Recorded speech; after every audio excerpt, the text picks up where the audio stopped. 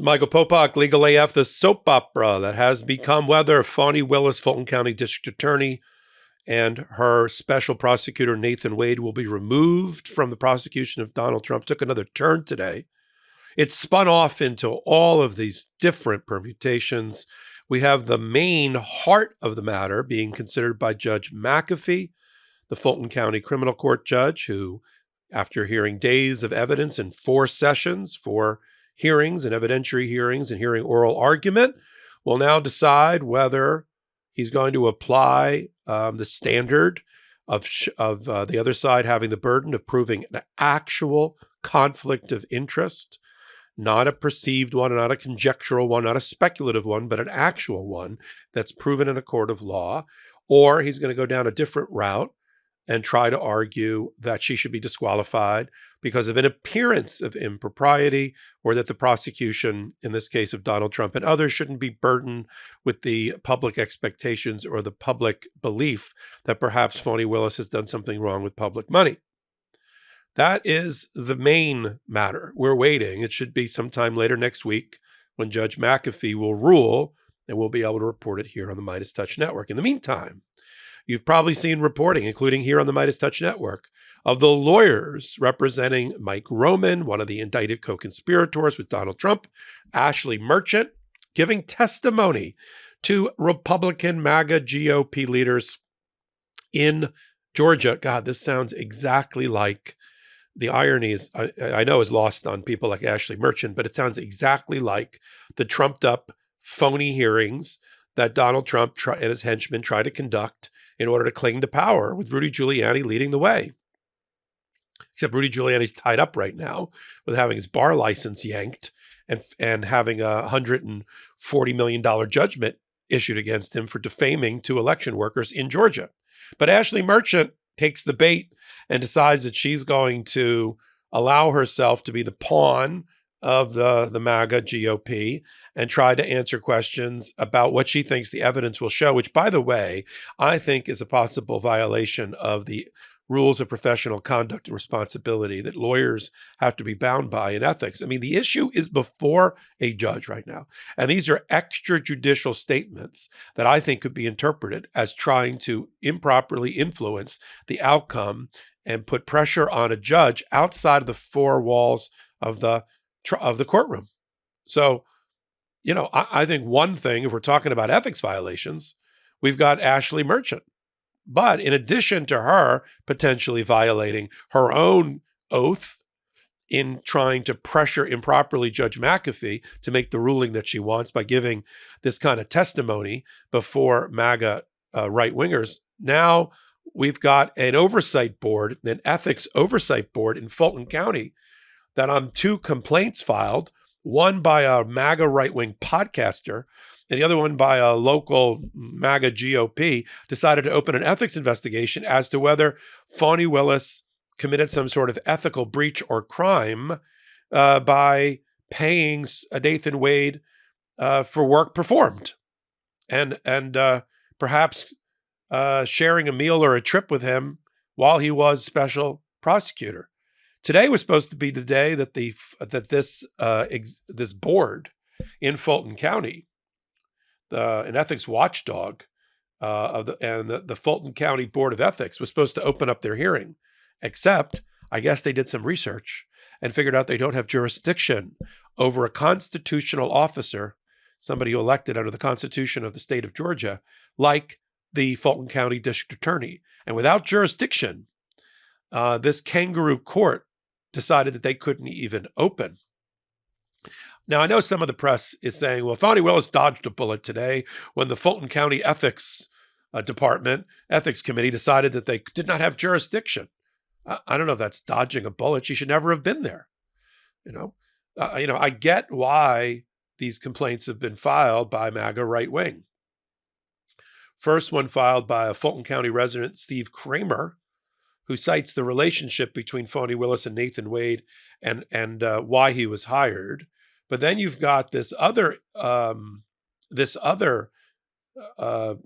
ethics charge that was also brought by a right-wing podcaster, Greg Mantell, who on his Substack post claims without any authority or any proper analysis that Fani Willis violated 6 sections of the Fulton County Ethics Code, an ethics code to which she is not bound. Now look, is there a place if people have a complaint against Fani Willis? Sure. She's a bar member. She holds a bar license. There's a Georgia bar. There's a time and a place to make a complaint.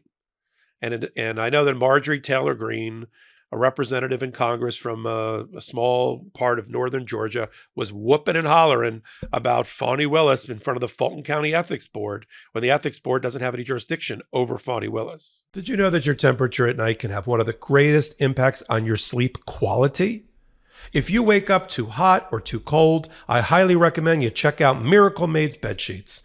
Inspired by NASA, Miracle Maid uses silver-infused fabrics and makes temperature-regulating bedding so you can sleep at the perfect temperature all night long. Using silver-infused fabrics originally inspired by NASA, Miracle Maid sheets are thermoregulating and designed to keep you at the perfect temperature all night long, so you get better sleep every night. These sheets are infused with silver that prevent up to 99.7% of bacterial growth, leaving them to stay cleaner and fresher 3 times longer than other sheets. No more gross odors. Miracle sheets are luxuriously comfortable without the high price tag of other luxury brands, and feel as nice, if not nicer, than bed sheets used by some 5-star hotels. Stop sleeping on bacteria. Bacteria can clog your pores, causing breakouts and acne. Sleep clean with Miracle. Go to trymiracle.com/legalaf to try Miracle Made sheets today. And whether you're buying them for yourself or as a gift for a loved one, if you order today, you can save over 40%. And if you use our promo LegalAF at checkout, you'll get 3 free towels and save an extra 20%. Miracle is so confident in their product, it's backed with a 30-day money-back guarantee. And if you're not 100% satisfied, you'll get a full refund. Upgrade your sleep with Miracle Made. Go to trymiracle.com/legalAF and use the code LegalAF to claim your free 3-piece towel set and save over 40%. Again, that's trymiracle.com/legalAF to treat yourself. Thank you, Miracle Made, for sponsoring this episode. Bar investigations are different. I can speak to you now as a lawyer here on Legal AF. Bar investigations are confidential until the results are made. They're generally not public hearings. I mean, it can result in a public hearing, but it generally does not. There's a 2 or 3 bar. There's a bar investigator. There's a bar body that serves as a judge. Then the person who's the lawyer has the right to an attorney. So you have a kind of a prosecuting attorney on one side for the bar of the state. You've got the lawyer that's representing the bar licensee on the other side, and they're fighting over whether there's been any violation of the Code of Professional Responsibility in that particular state. It's an actual code book. And if so, what should be the punishment or penalty? And it can range from a finding of no violation to a warning, a reprimand, a suspension of the license, meaning you can't practice law during that time period, remedial programs that the person has to undergo. Suppose they have a drug or alcohol addiction, then it would be counseling. Suppose they've got a debt problem, then debt counseling. It just depends on, it's bespoke and fits the punishment, so to speak, all the way up to permanent disbarment or a disbarment for a period of time. But that all happens through the bar. That is the only, that is the only body that can regulate in the area of the ethics of a lawyer. Now, if you're talking about the ethics of a prosecutor, there is a prosecution counsel that is ultimately responsible, for instance, if on the off chance that Fani Willis and Nathan Wade are removed as prosecutors, it's the Prosecutors Council of Georgia, which is bipartisan, not the governor, not the judge, that determines who's the next prosecutor. And you can make a complaint to them as well, related to prosecutorial misconduct. But generally, that's handled through the Georgia bar and perhaps a referral by the judge, not the Fulton County Ethics Committee. I could have told you that before they even decided to put that on the agenda for today, and then quickly canceled it when the lawyers, I guess, because every one of these committees has a general counsel or a lawyer that's assigned that makes sure that they don't get in trouble and don't do things that are wrong under Georgia law, told them, you don't have any jurisdiction over Fani Willis. And so they rightly canceled that hearing. Look, we'll continue to follow everything that happens with Fani Willis and Nathan Wade because it's important. And as we've said on Legal AF before, if she did something wrong in violation of Georgia law, ethics, has a conflict, and it's proven that the only reason that she is possibly prosecuting Donald Trump through an indictment from a grand jury is to give her boyfriend some cash, I'd be the first one to line up and have her removed and run out of town on a rail. It just haven't seen any of the evidence. And we watched it carefully because it was all on YouTube and all on the MeidasTouch network. We saw all 4 hearings. We saw all the evidence. We've seen the text messages. We know what happened and the receipts and the cash that was used. It's just, I mean, that it was highly detailed doesn't mean it proves the point or proves the actual conflict necessary. And I think that's where that Judge McAfee has to end up, actual conflict. And don't slide into the lesser standard of an appearance of impropriety. Look, we all might be scrunching up our nose having to hear about Fani Willis's dating life when she's not prosecuting bad guys like Donald Trump. Sure, if I had a magic wand, would I like there not to be this issue and her to have dated somebody else? Yes. But look, for a guy who married his wife that he met at work, I get it. I mean, we didn't have the same problems as outlined here. But, and do I need to know about Nathan Wade's divorce and how these two went away and where they went and who spent what and, who's a misogynist and Nathan Wade and who constantly fought over, a man and his money? Yeah, I mean, it made for, I almost said unwatchable, fascinating television if you're into that sort of thing. But if you're into law, justice, and politics, like we hear on Legal AF, it should be much ado about nothing because it's not the appearance of impropriety standard that should be applied. It's the actual conflict standard, and the evidence doesn't support any of that. We'll know more.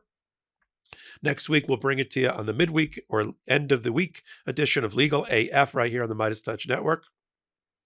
Help them get to 3 million free subscribers. They're already well over 2 million. They'll get there before Election Day, but only with your help. And then you can follow me, Michael Popok, on Legal AF Wednesdays and Saturdays at 8 p.m.